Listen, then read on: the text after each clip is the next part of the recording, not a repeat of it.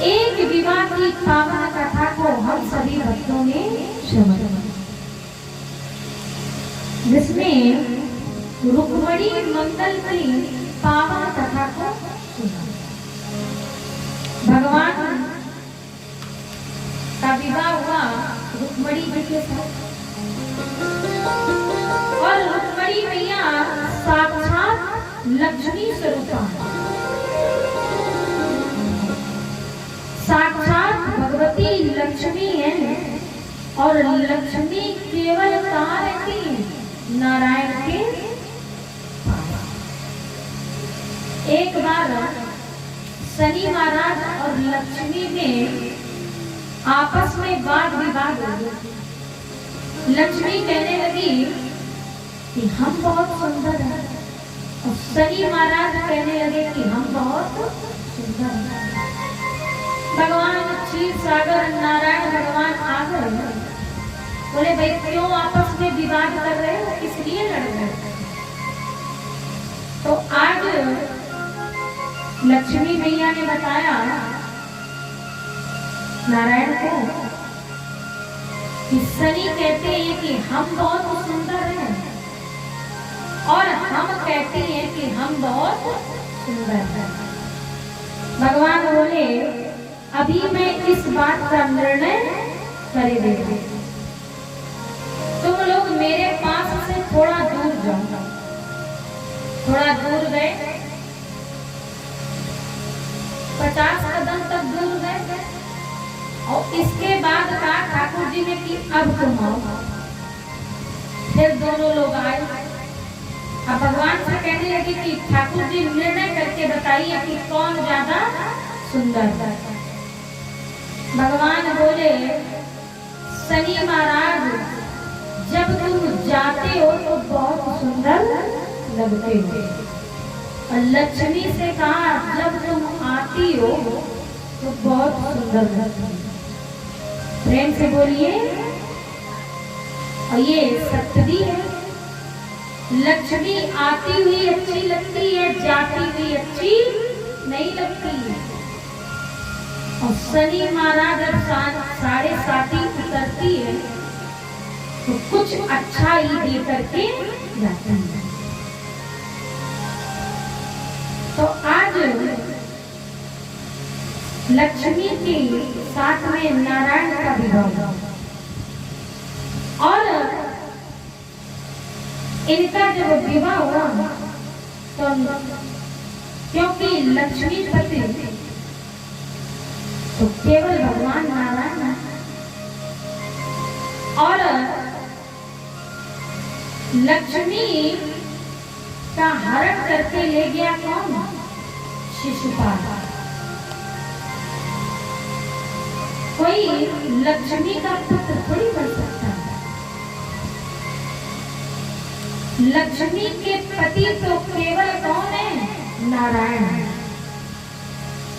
भगवान का प्रथम विवाह साक्षात लक्ष्मी स्वरूपा रुक्मणी मैया के साथ में हुआ, और प्रभु से रुक्मणी मैया से प्रथम पुत्र हुए प्रद्युम्न,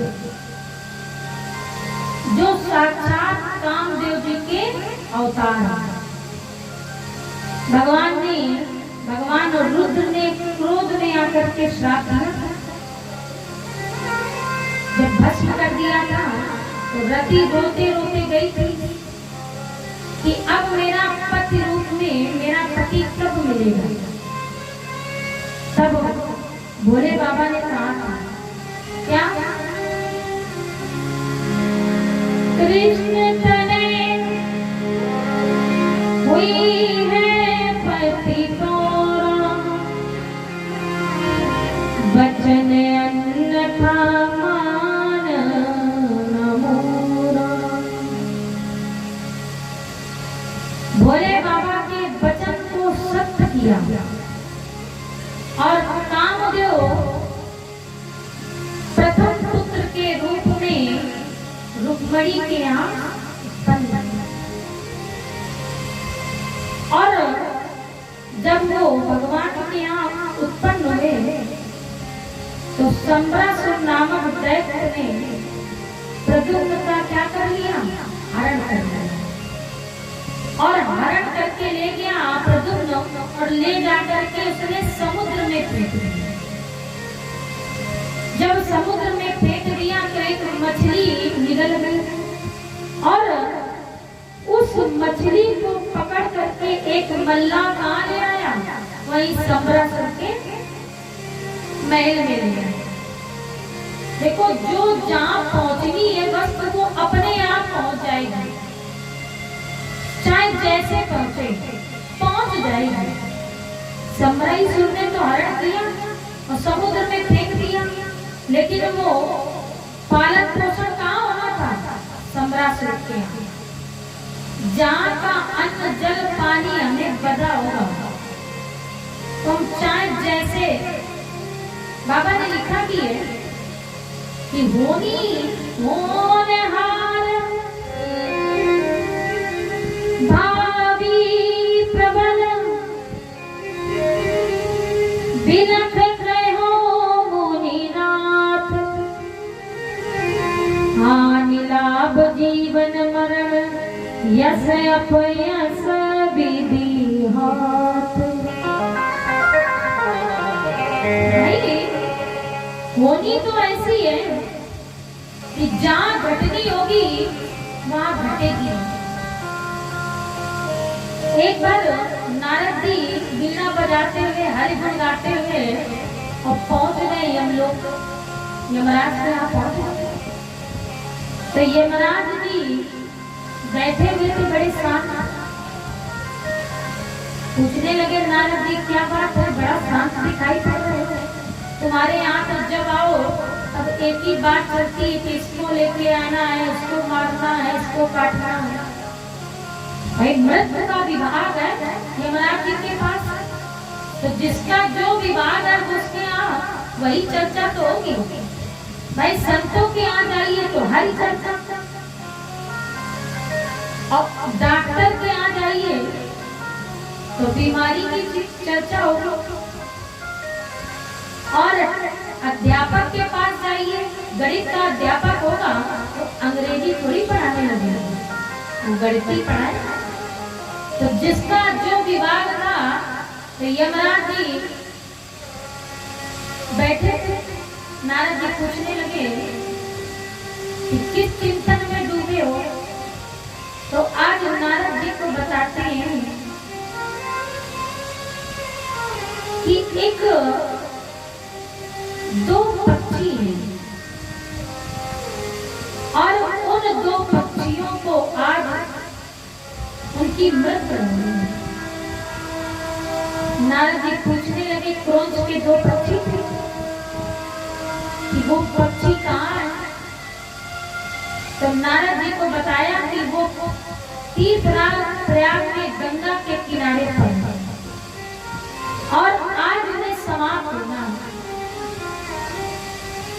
नारद बाबा ने बात सुनी तो नारद बाबा तो तीनों लोगों के जानकार, तो नारद बाबा ने उठाई वीणा और हरि गुण गाते हुए कहाँ पहुंच गए? प्रयाग। और क्रोध के वो दो पक्षियों को उठाया और हिमालय की गुफा में जाकर के छिपा दिया जाकर। और इसके बाद फिर यमराज के यहाँ, तो यमराज बहुत प्रसन्न, पूछने लगे भैया तुम बहुत प्रसन्न दिखाई पड़ रहे थे, अभी तो बहुत। तो यमराज जी बोले कि वो जो क्रोध के दो पक्षी थे वो समाप्त हो गए, इसलिए मैं प्रसन्न हूं। नारद जी बोले कैसे समाप्त हो गए? अभी तो हमने उनकी रक्षा की है, उन्हें हिमालय की गुफा में छुपा करके आए। तो यमराज जी बोले इसी बात का तो हम चिंतन कर रहे थे कि हैं गंगा के किनारे और मरना है उन्हें कहाँ? हिमालय की गुफा में। तो नारद जी आप सहाय हो गए। तभी तो बाबा ने लिखा है तुलसी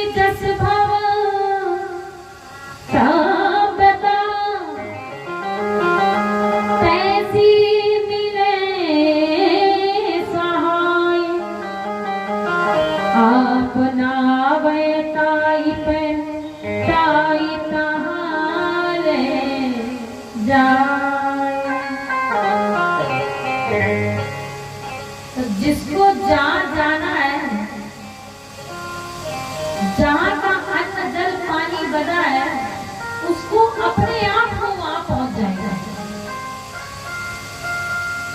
वही हम ये विचार करते हैं कि जो हम करेंगे वैसा ही होगा, जबकि ऐसा है नहीं।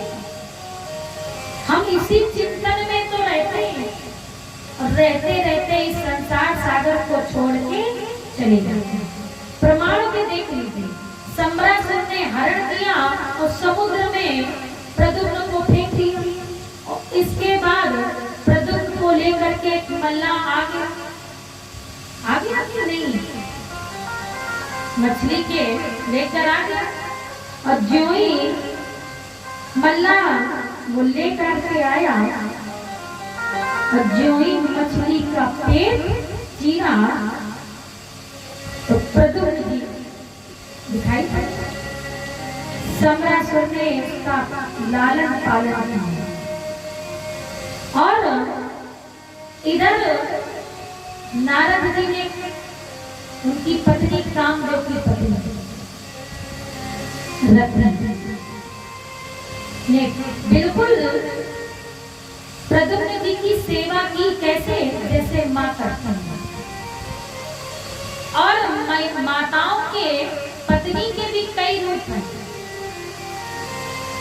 पहला, पत्नी जब भोजन कराए तो किस रूप में है? माँ के रूप में।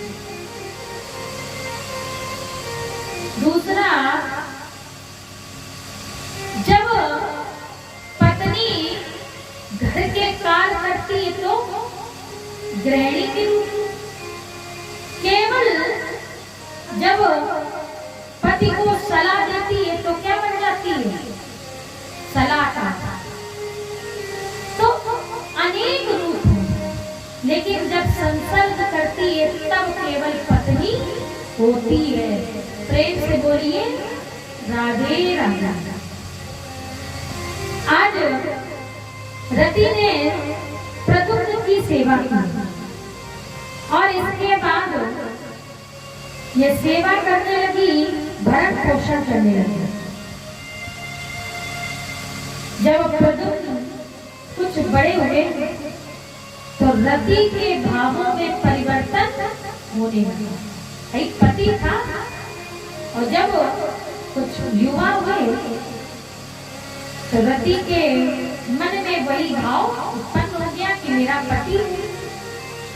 तो प्रद्युम्न जी बोले, देवी एक तरफ तो तुम मेरा लालन पालन पोषण करती हो, मातृ भाव प्रकट करती हो, और दूसरी ओर से तुम्हारी जो दृष्टि है, तुम्हारा व्यवहार है, वो मातृ रूप में दिखाई नहीं पड़ता। तब श्री सुखदेव स्वामी जी एक श्लोक में वर्णन करते हैं। आइए ये प्रथम श्लोक भोले बाबा के चरणों में समर्पित हैं। मातृभावमतिक्रम्य वर्तसे कामनी यथा। कामनी स्त्री, तुम कौन हो? कौन पूछ रहे हैं? प्रद्युम्न जी। तब रति ने पूरी कहानी सुना दी और क्या कहती है? भगवान नारायण सुत संवरेणा तो ग्रहात। बताती है, हे स्वामी, आप तो साक्षात द्वारिकाधीश के पुत्र हैं। और ये सम्रासुर आपका बड़ा दुश्मन है। मैं तो आपके जन्म से जन्म जन्मांतर से आपके चरणों की दासी हूँ, आपकी पत्नी हूँ, और आप मेरे पति हैं कामदेव। सारी घटना विस्तार से सुनाते ही प्रद्युम्न जी को क्रोध हो गया और इसके बाद प्रद्युम्न जी ने सम्रासुर को जाकर के ललकारा कि मैं तेरा काल हूं, कृष्ण का लाल हूं, मैं प्रद्युम्न हूं। जैसे ही ललकारा कि देखो हमें तो पता ही नहीं चल पाया, मेरा काल मेरे ही घर में पल करके बड़ा हो गया। ऐसे ही होता है, समय का किसी को भी पता नहीं चलता। आज दोनों में भयंकर युद्ध हुआ और सम्रासुर का संहार प्रद्युम्न जी। इसके बाद भगवान द्वारिकाधीश के पुत्र प्रद्युम्न जी रति को लेकर के कहाँ आ गए? द्वारिकाधीश में। द्वारिका में आ गए द्वारिकाधीश के पुत्र। इसके बाद श्री सुखदेव जी स्वामी कहते हैं कि भगवान का दूसरा विवाह सत्राजित नामक एक राजा थे, जिनके पास समयंतक नाम की चमचमाती हुई मणि थी और ये मणि प्रतिदिन 8 बार सोना देती थी। 8 बार माने 20 तोला प्रतिदिन देती थी। तो कुछ यदुवंशियों ने ये मणि भगवान के लिए मांगा। ये मणि ठाकुर जी को दे, तो सत्राजित ने वो मणि देने के लिए इनकार कर दिया। और इसका एक भाई था प्रसेन, सत्राजित का एक भाई था प्रसेन। तो प्रसेन ने वो मणि एक दिन अपने गले में डाला और मणि डाल करके वो कहाँ चल पड़ा? शिकार खेलने। शिकार खेलने गया तो वो शेर के हाथों से मारा गया। और जब वो समाप्त हो गया, समय व्यतीत हो गया, जब वो लौट करके नहीं आया, तो द्वारका में भगवान के कानों में कुछ चर्चा सुनाई थी। भगवान ने वो मणि चुरा ली। भगवान के कानों तक वो जब आवाज गई, संसार के लोगों का काम ही है, कुछ तो लोग कहेंगे, लोगों का काम है कहना। अगर आपने अच्छे, मान लीजिए किसी का बेटा बहुत गरीब है, तो लोग क्या कहते हैं? खाने के लिए नहीं है, बहुत गरीब है।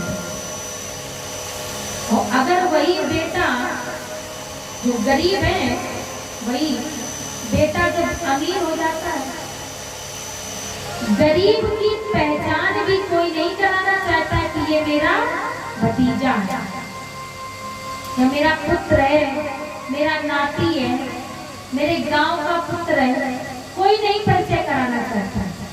क्यों? बोले अगर परिचय करा देंगे तो कहो हमारी हानि हो जाए, लोग क्या कहेंगे? ऐसा व्यवहार नहीं था।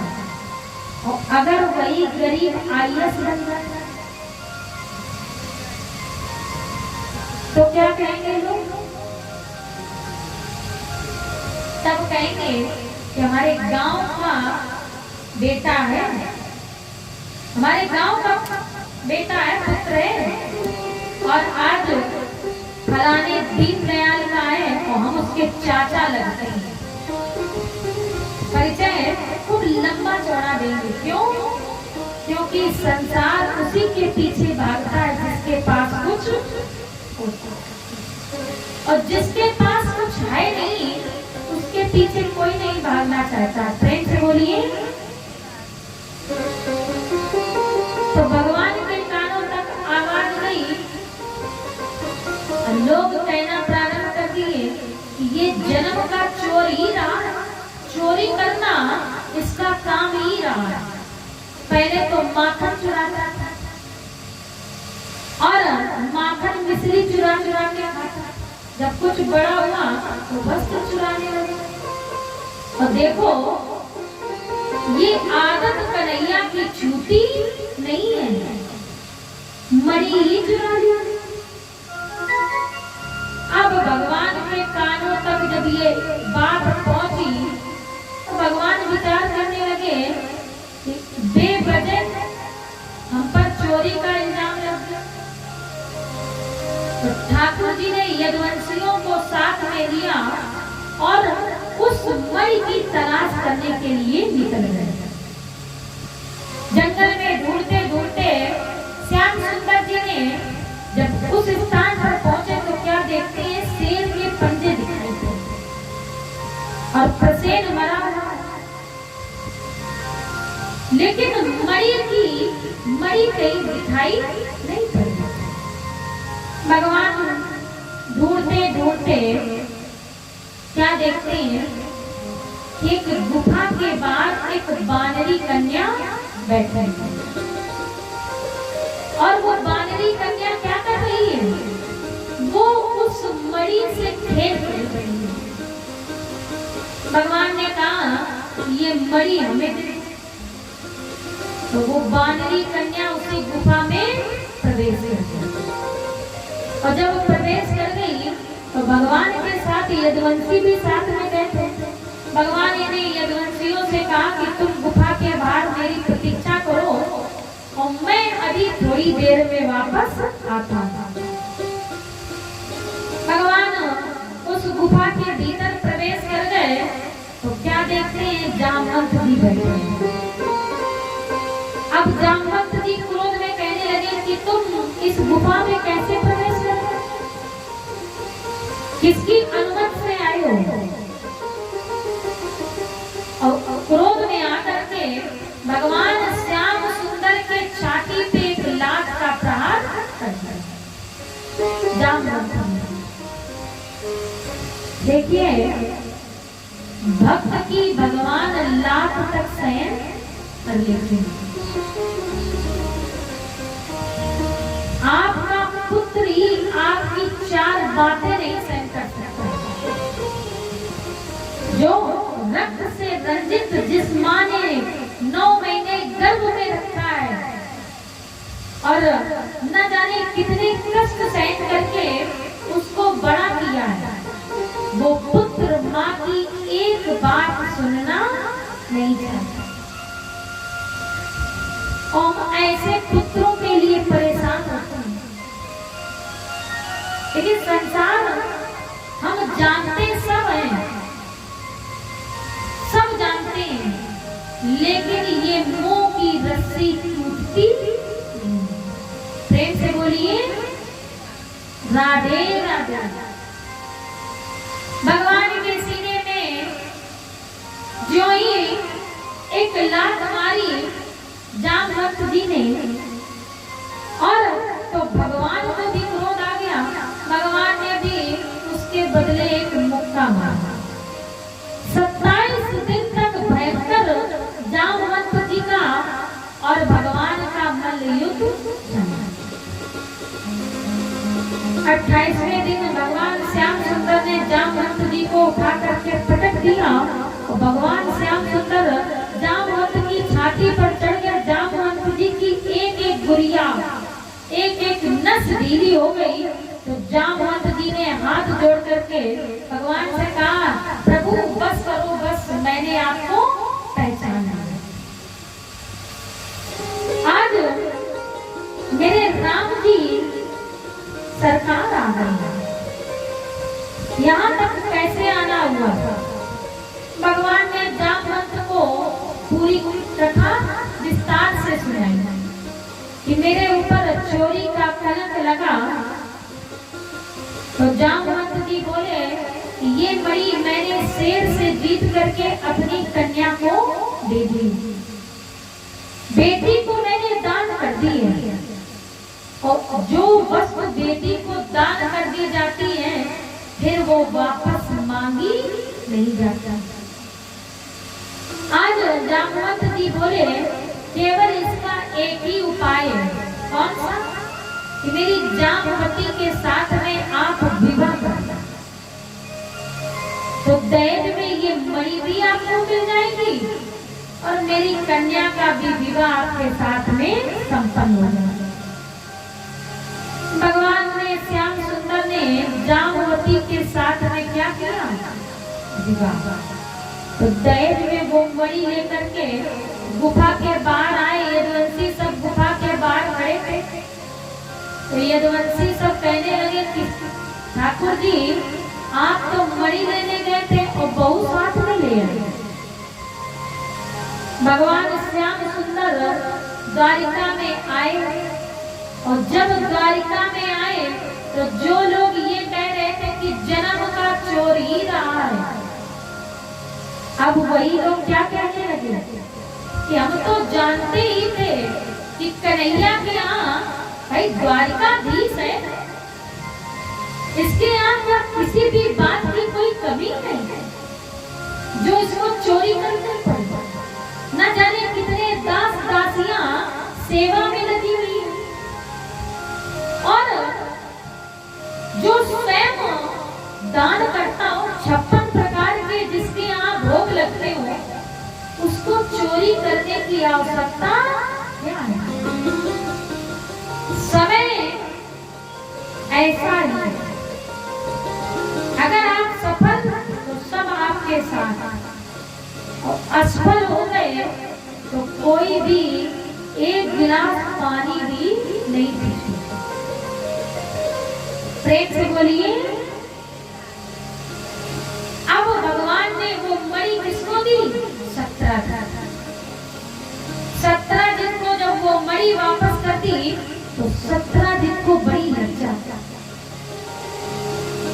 कि मैंने व्यर्थ में आकर के भगवान श्याम सुंदर के ऊपर चोरी का कलंक लगा दिया।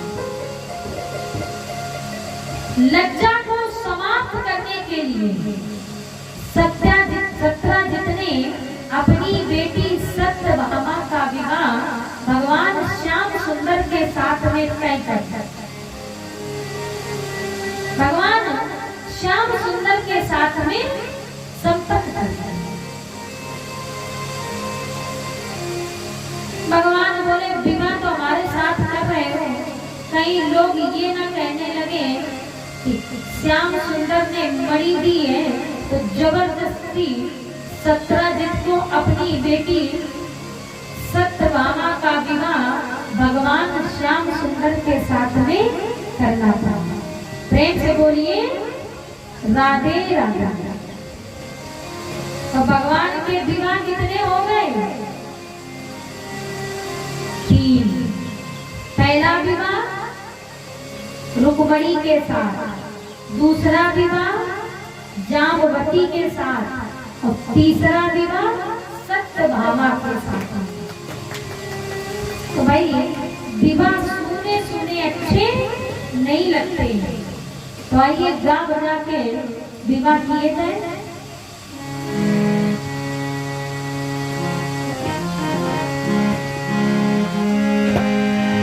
मेरे